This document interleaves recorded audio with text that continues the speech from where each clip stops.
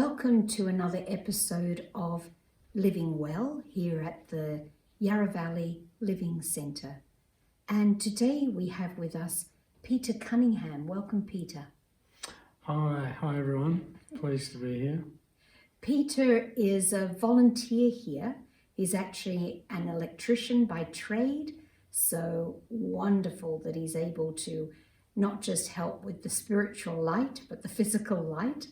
And really been so great to have you here, your presence and your expertise. So Peter, you've been a meditator for over 25 years? Yeah.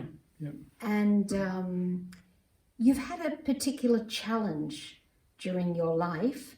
I'm not sure when you discovered that, but a mental challenge. Can you tell us something about that?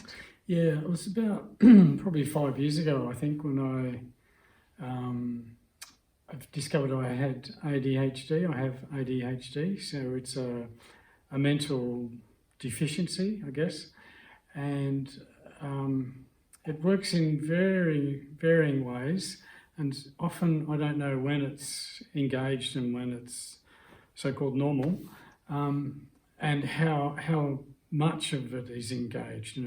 Sometimes there can be a mixture of both, and so you can't really work it out actually. You have to actually, what I've found is just accept that it could be in play at any moment and adjust accordingly.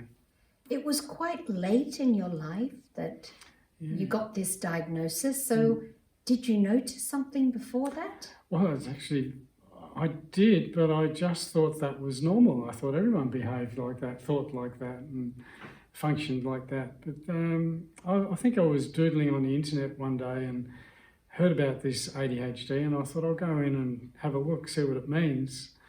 And there was a quiz offered, so I did a 60 question quiz and got over 90%, which indicated very strong ADHD.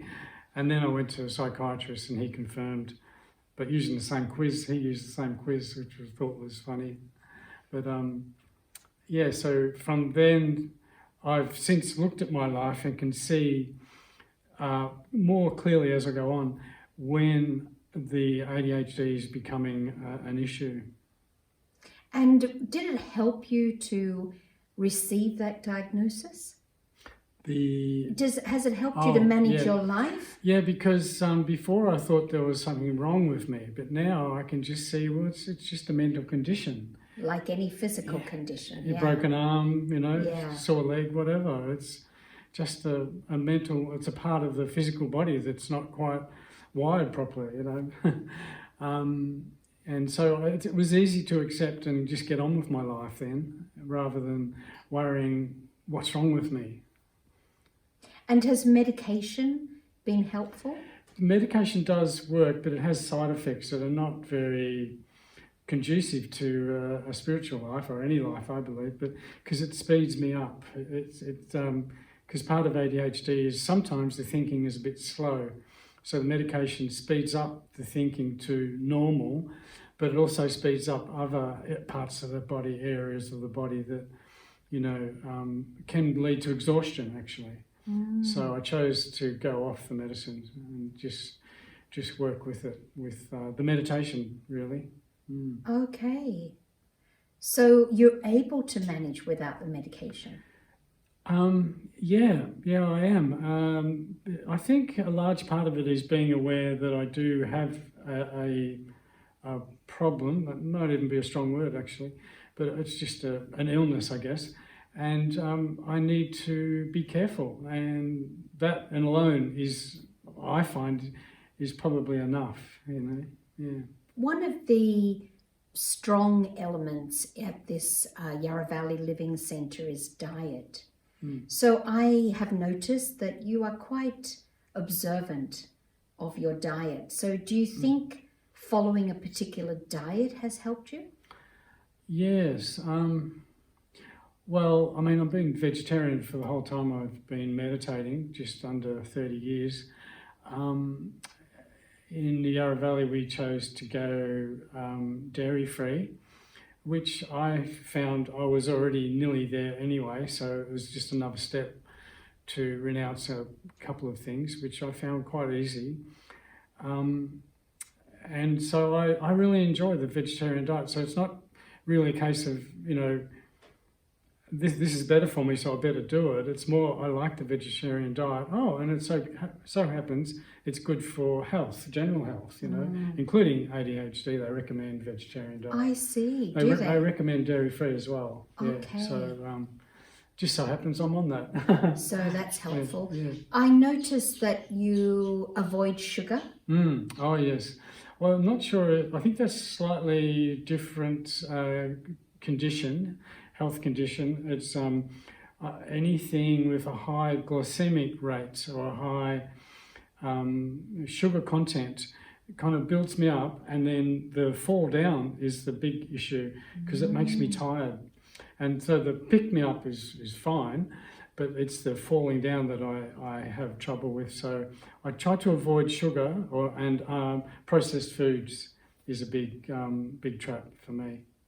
Right. So you are managing your life. And this is what we're talking about in this series, living well. So it sounds like by avoiding the medication and eating a healthy diet, you exercise also? Oh, exercise is I find, well, it's important for me because I enjoy it so much. I get so much out of it. But afterwards, I just feel better about myself. I can move around more easily in a physical sense, but also I'm more alert in the meditation, I've noticed. And, before I was a little bit sleepy actually, during the day even. But now I find, I won't say the sleep is completely gone, but there's more of an attitude of restfulness and peacefulness that I'm not concerned about being tired anymore, if I am tired. I seem to be able, that's just I'll go to bed early tonight, that's fine. And when I do, I wake up fresh and start the day again. So, what other things do you feel is helping you to manage has it improved your relationships? Yeah. Well, definitely one thing I feel has helped a lot and is helping a lot is the company I keep and the people I live with here in the Yarra Valley and at other meditation centres where I've lived, and even in the wider world of the meditation group. Actually, everyone, when I come to think of it, people at work, friends, relations, I don't seem to have any confrontation anymore. And I remember as a kid always getting into scruffs and, confrontations with other people about certain things, and I don't like that. I really don't like it. So I'm so glad it feels like it's gone from my life. I don't think I've had a confrontation for a long time now. Yeah. I think I remember a conversation with you, and you were saying that has a lot to do with your self-esteem, your self-respect. Yes. Because was it that you allowed people to bully you before? Yeah. Or you took it more in a more sensitive way? Yeah, I think that was part of it. But also I feel I didn't know when to be assertive. I didn't know what assertive meant. And I thought, I had to be friends with everybody and make everybody happy and be a bit of a people pleaser. And whilst there's still that trait there, there's probably a good side of that.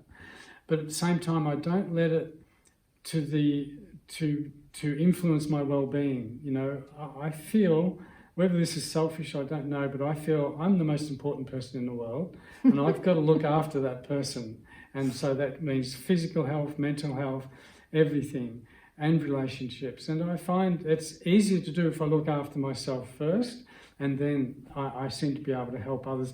But the help is almost automatic, people just like that. Whereas before I had trouble with people, so. Yeah, you can't please people. No, I mean, they don't get pleased. But something's changed in me, Yeah. And so it's this reaction is not there Yeah. in me, and also I see in other people. They're just we're normal now, Yeah, because I think, because I've known you for a very long time, yeah. I think the way you position yourself now, the way you perceive yourself and project yourself is you carry a lot more confidence. Well, I think when you're working on yourself, which the meditation helps tremendously, because you can start to see your true self or my true self and know, it's almost like I don't even have to do anything. The meditation does it automatically. Whatever's needed to be fixed up, it seems like I don't need to focus on that. The meditation just does it.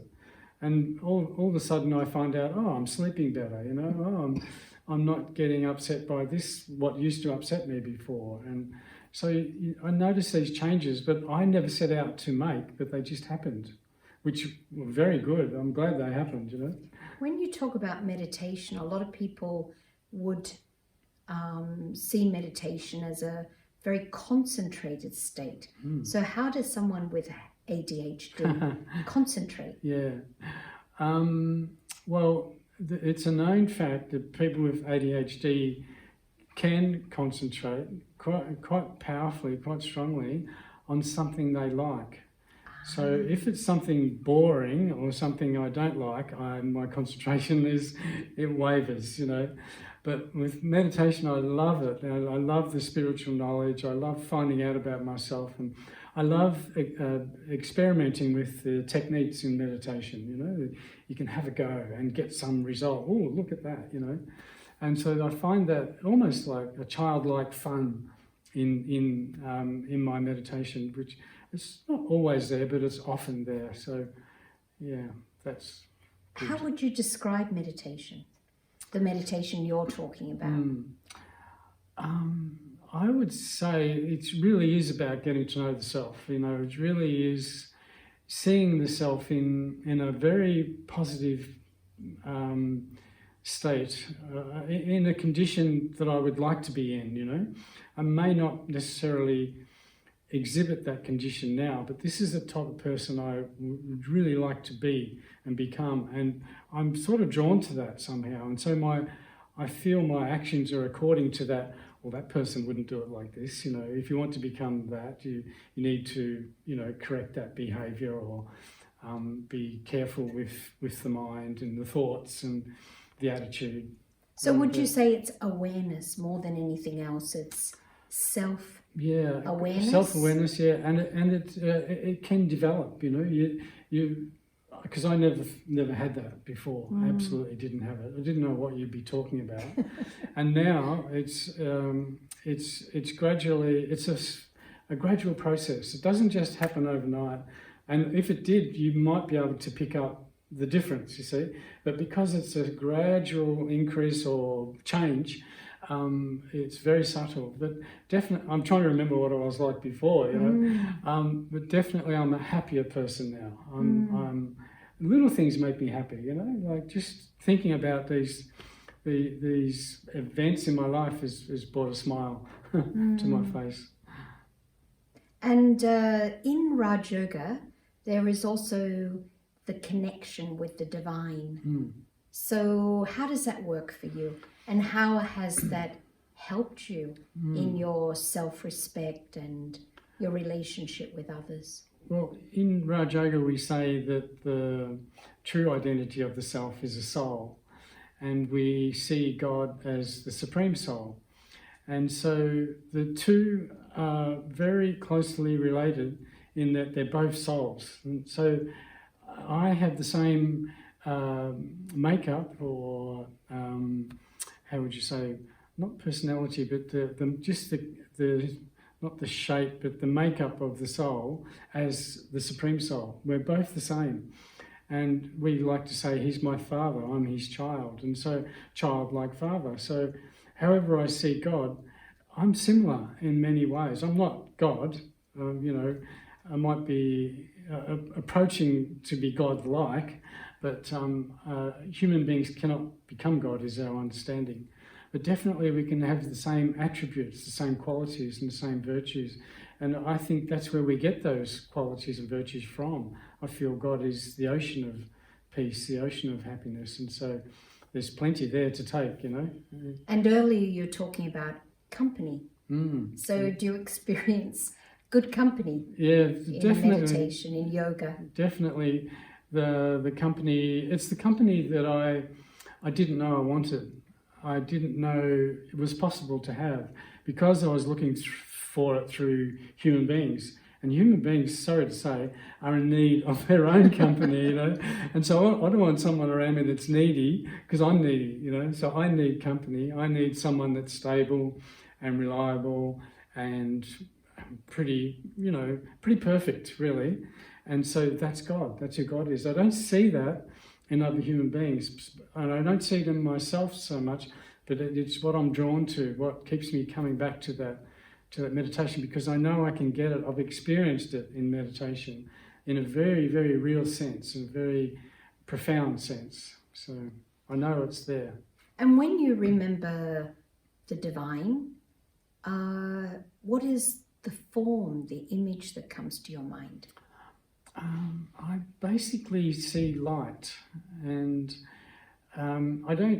we say in Raj Yoga, he's a point of light, the soul is a point of light. But for me, I don't see size, so to speak, or even light as in a physical light, but more it's a combination of feeling light and receiving light, lightness, and light in the sense of purity, that pure light of love, really. And when you're in love, you feel so enlightened, so light and happy and peaceful, cheerful.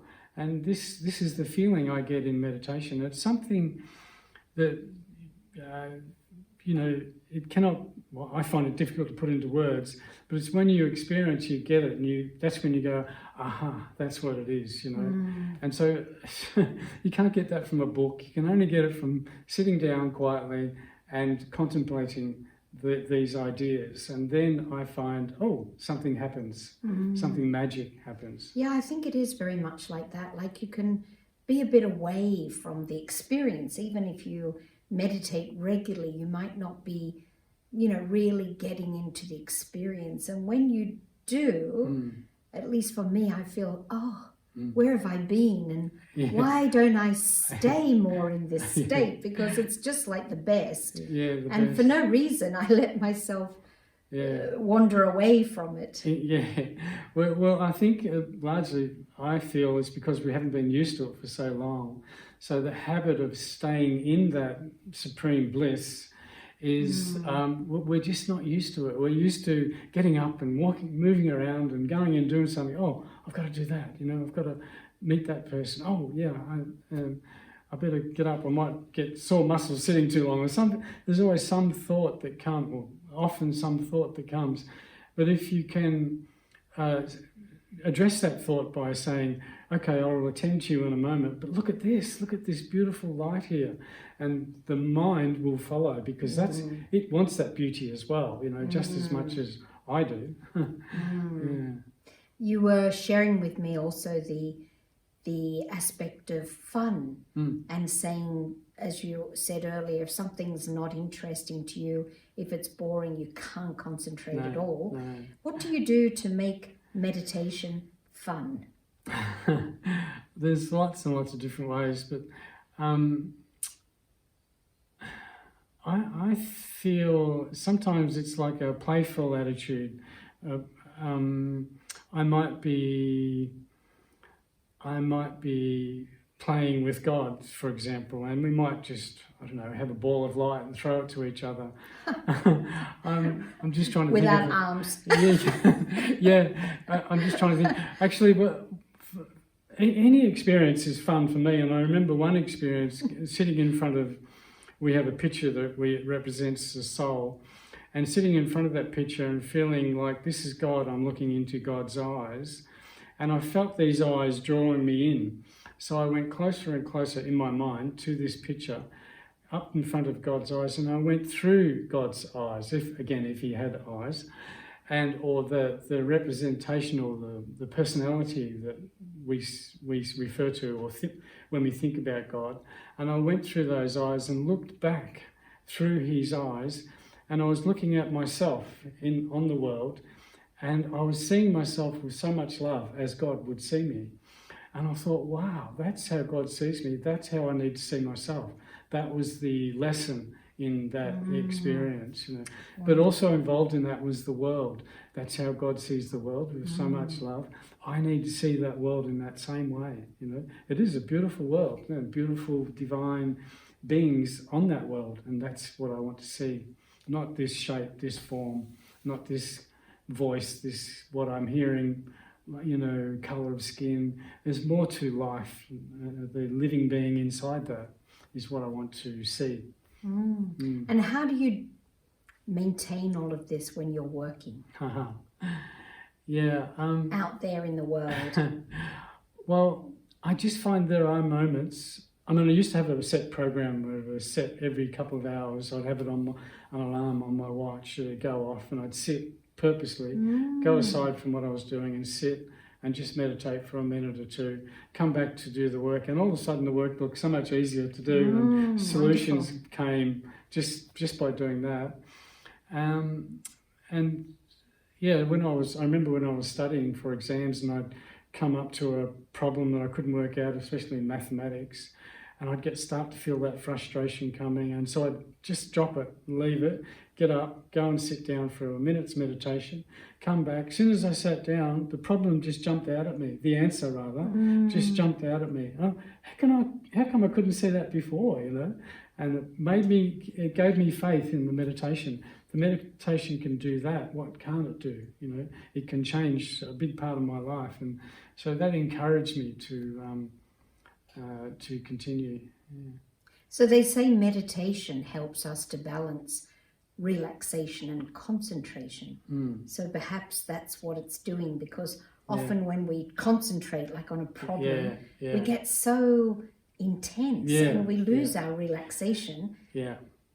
What do you think about all that? Yeah, well, I mean, I've got so many facts and figures, but in my own life, I found that it's I just keep remembering the courses that I did after I did my apprenticeship, and I enrolled in 6 courses, and one of them was mathematics. And at school, I got no more than 49%. I never made 50% in mathematics. So I did 6 subjects, and I got 5 A's, and one of them was in mathematics. And I only got a B because it was in drawing, and I left a little smudge on the corner of the paper. So, you know, to me, and I'd started meditation exactly the same time. I was going to say, was that after meditation? Just exactly the same time. Yeah. I started the course and the meditation almost the same week, I think. And I started to have these, even in the exam, I remember in the exam doing the paper, and the stress started to come up, and I thought, it's not worth it. This paper is just not worth it. So I put the pencil down, put the paper down, right, just sit and relax. And so I started to do the answers again. And I finished, and I got up and looked around, and everyone was still working. I was the first one to finish. I got 5 A's and 1 B. I mean, that's not me. Who is that? What is going on there, you know? Yeah. It's definitely the meditation. So it's really learning to use your mind effectively, isn't it? Because the mind did the job, It right? did. God didn't come and fill out the paper, you know. Are you So sure? it is. So it is still the mind, the capacity, the capability of the mind. But it's me behind the mind that needs to work the mind, you know. I've been given that instrument, the mind, to work with. So I can't expect it to do it itself. It does need a little bit of triggering guidance, or whatever you like to call it, you know, help along the way. So wonderful. Yeah. Good. It's a great life. It's very, you know, before I started meditation, I would never have thought in my wildest dreams that some of these things could happen. And here they are happening just normally. Did you believe in a higher power even? No, why would anyone want to meditate and sit and contemplate their navel all that time, you know? And then I just changed. I just went, I think I'll try meditation. Wow. Just like that, just overnight, instantly, I'll just try it. Wow. And you talk, when you refer to God, you call God He. But there's no form for God. No, but Is God male or? I find the father figure, that relationship with God, to be one I need, and the soul needs. I feel the soul needs. Not that there was anything wrong with this father in the physical birth, but just that there was some need in the soul, and I've recognised that need. It needs a strong father, guidance, a role model, and someone that I can turn to for support. And the physical father couldn't do that. He had his, he's a father, as everyone's father. But this father, no problem. Whatever you want, whatever you need, whatever the soul needs is there. And so totally accessible to anyone. To me, I could access God. That's a wonder.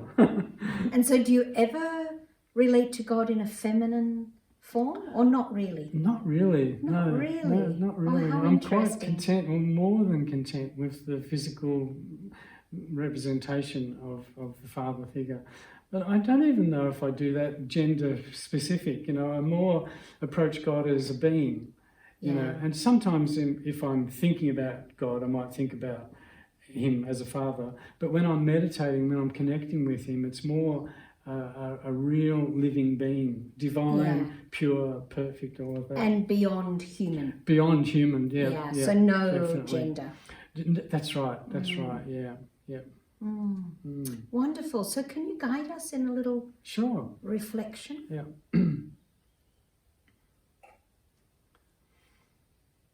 Here I sit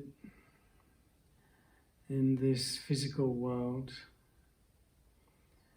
knowing there's a world beyond the physical limits, beyond even the subconscious, a world so quiet, so peaceful and silent. This is the world of light, the home of all souls, where we originally came from and where we will return to. And the return journey we call meditation. It's a connection with the home and a connection of the soul with the Supreme, who also lives in that home.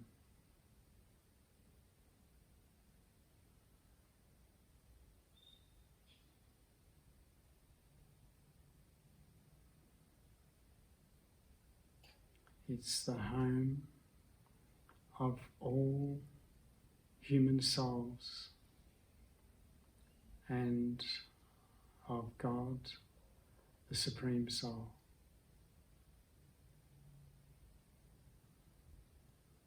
Om Shanti.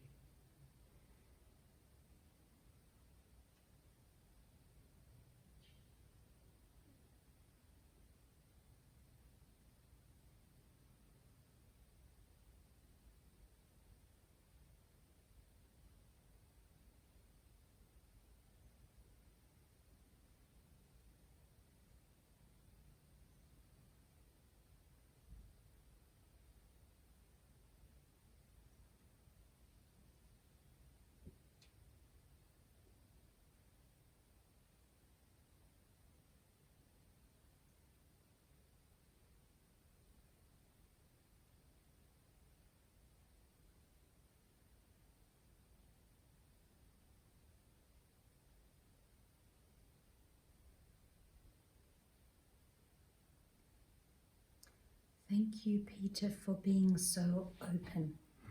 So a lot of people feel ashamed or embarrassed about having mental challenges, and for you, it's just it's just like a physical challenge. Yeah, it's just part of life, really, isn't it? It's part of life. It's just, we're not, this life, I feel we'll have something.